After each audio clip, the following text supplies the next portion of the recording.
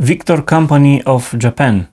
Hello everybody, in this video I want to talk about this CD player JVC XL-E45. Its format is a bit different than most of audio devices we have at home for listening to music. As you can see, it's a bit shorter than the others. In my opinion, it's very well made because it reads the CDs very well. We don't have a headphones out plug and we are missing a few features, but all in all it's a very nice CD player. Let's power it on.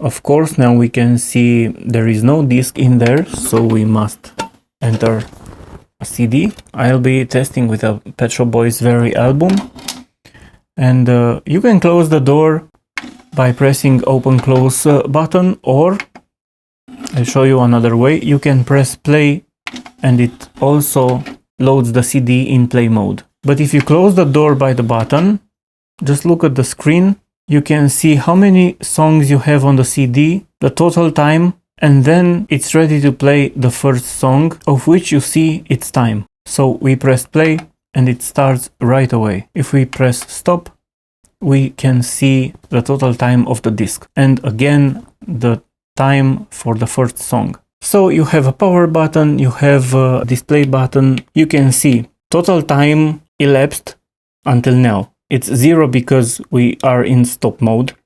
You can see the total remaining time for the CD. You can see elapsed time from each song, the remain time for each song, and you basically have all 4 versions of the time display, which is nice because I saw on other CD players that you have only 3 versions for displaying the time. Sometimes you don't get the total elapsed time. So usually you have the elapsed time from one song, the remaining time for one song, and the total remaining time from the CD. And you don't get the total elapsed time. So this is nice. If you press the repeat button, it's very intuitive. If you press once, it repeats the whole CD. If you press twice, you can see it repeats only one song, actually the first playing song or the song which is playing when you press the button. We will see the AB button in a bit. You have a random button right on the CD player. This CD player doesn't come with a remote control, so usually you have the random button on the remote control, and sometimes you have the random button on the CD player front panel. In this case, you have it on the front panel and it works like a charm. You press random and it starts playing right away in a random order. We go to editing. You can use this editing when you record from CD to a cassette and you need to tell the CD player how long is the tape, the cassette, how much minutes you have for recording, and then it can split A side and B side so that all the songs can optimally be recorded. So if you press editing, you can choose from 54, 60, 74, 90, 46, and again 54, and so on. Let's say you have a 60 minutes cassette. Now you can see it's ready for start the recording for the A side of the cassette. So if you press editing and you choose a 60 minutes cassette, then it calculates and it shows that on A side you will have 2 minutes left. So all the songs in order have about 28 minutes and you get about 2 minutes left on the A side. And if you press side AB button, you can see on the B side you will have 4 minutes and 38 seconds left on the end of the tape. But as we know, the 60 minutes cassettes usually have 2 or 3 minutes more on each side, so maybe we can record another song on the A side. If we have 2 minutes left and the cassette has 2 minutes more, and you have a song less than 4 minutes long, you can record that song on the A side. But the CD player calculates and lets you know the remaining time on each cassette if you have a 30 minutes cassette. And if you press play, it starts playing with the A side, of course, songs one by one.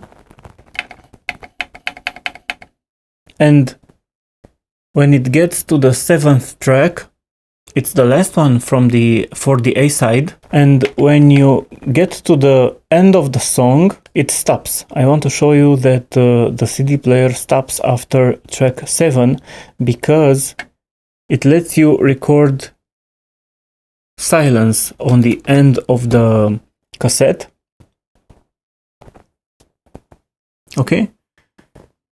Now it stops, and the B-side is prepared for you to turn the cassette on the B-side, hit record on the cassette recorder, and then if you press play, you can press play and pause because you want to start right away when you press the button. So now you can start recording the B-side right where you left on the track 8. This is very useful if you say you would like to record a cassette and then make another one just like the first one. And you know you have recorded this way, but maybe next day, or I don't know, you can switch CDs, you play other music, you come again tomorrow, a friend wants the same cassette as you recorded a day before, and now you don't know what songs are on A side and on the B side and where it's starting the B side. Or if something happens on the B side and you want to start over only with the B side, it's very easy because you enter the CD in the CD player, you choose 60 minutes for the cassette. Okay, now you have A side again for first 7 songs, and then you switch to B side and you just hit play and it's there. You only have to hit record on the cassette recorder. I know these days we don't do this copying from CDs on the cassette so much, and this is not so useful these days, but back in the days, in the 80s and in the 90s, I think this function was very used. And also sometimes some CD players, not sure if this one, can switch order of the songs from the CD in order for them to take the optimal space on each side of the cassette. Because if you record them in order, you get to have the last track on A side maybe halfway. But if you say you have 4 minutes left on the A side and the song has 5 minutes and a half, you need to start over with that track on the B side, and you have the beginning of that song on the end of the A side, and then you start over with that track on the B side. But say another song on that album is only 3 minutes and a half long. It would be better if you would switch songs and use that 3 minutes and a half song for the last song on the A side, so you use the space very optimal. And this is also the case only there where you are okay with switching order of the songs on an album, because if you are recording a Pink Floyd album or a Dream Theater album or I don't know, Enigma, or some artists which have the transitions between the songs one from another smoothly with no pause, then this way of recording, it's not suited for this kind of switching songs. In that case, you need to just play and you'll see how you're gonna start the B-side with which song. Okay, going onward, so you can program songs, of course. Let's stop this, and you have program. With program, I don't know, say I want to have track 5, program, track 9, program, track 12, program, track 1, no, track 2, program. Track 1 is already programmed, so let's try 6. And after 6, I want again 5, because I already programmed it, but I want it one more time. 5. So 6, then again 5. Just because I like the song very much. Okay, let's hit play. We didn't program all the songs on the CD, but we have programmed some songs more than one time. So let's hit play. It starts from the first song because it was programmed first. Now skip to the next song is track 5, track 9, track 12, track 2, 6, 5, 6, again 5, and this is the last one which was programmed. And of course we can repeat this and so on, which is very nice. And we can hit repeat 1, and the player will repeat the playing song right away. So I think I don't need to explain, but this is the stop button, or clear if you have a program. It also clears the whole program and you can start over if you want.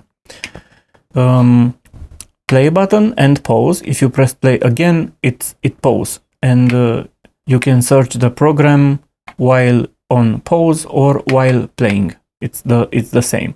Some CD players, if you are in pause mode, are searching in program much faster than also this one. You can see it gets some speed after a few seconds. So if I keep pressing the button, it searches the program with some much higher speed. It's the same backwards, of course. And this CD player search the program same if you are in play mode or in pause mode. But some CD players, if you pause them, they search the program much faster. Another thing I would like to mention, it's not so important, but for me it's nice to know, and it's nice to observe it on a lot of CD players I work with. If, say, I am on track 12 and it's playing, and I press open and close, open button. I want to open the CD player to take out the CD. It opens it while the laser is coming back to the main position. On some CD players, you need to first wait for the laser to come back to its main position, and then it gets out the trail for you to change the CD if you want. And some CD players are doing this at the same time, which is very nice.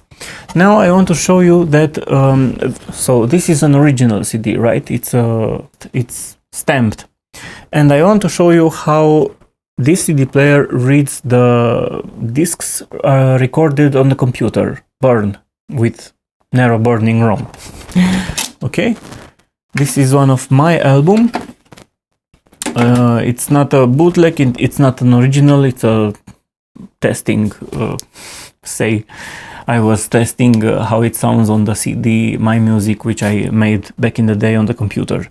So it loads the CD and it plays very, very fast, and it's no question, its laser is very, very good. I am impressed how fast changes tracks and reads any CD. What you don't have direct access to a song. Some CD players have more buttons, at least 10 or 11, for direct access on each first 10 songs. But this one doesn't have, so if you want to skip from the track 2 directly to track 8, you don't have one button to press for this, but you need to skip songs one by one. It's okay, it's not so important, but it's worth mentioning. I have another recorded CD. This one is much longer, and of course we are used to CD players reading almost 80 minutes CDs, and maybe a bit more.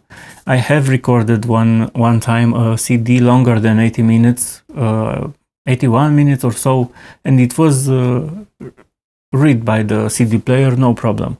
But some CD players after 80 minutes can show you some errors. 79 minutes. it looks nice. On the back you have the power cord plug, the audio output, and CompuLink Synchro. If you have more JVC's audio devices, I think you can connect one with another for the remote control and also synchronization for recording from the CD player to a cassette recorder. So this was it. Thank you for watching. Please stay tuned for more videos like this. If you like this video, please hit a like button and please subscribe to the channel if you want more videos like this. Thank you. Bye.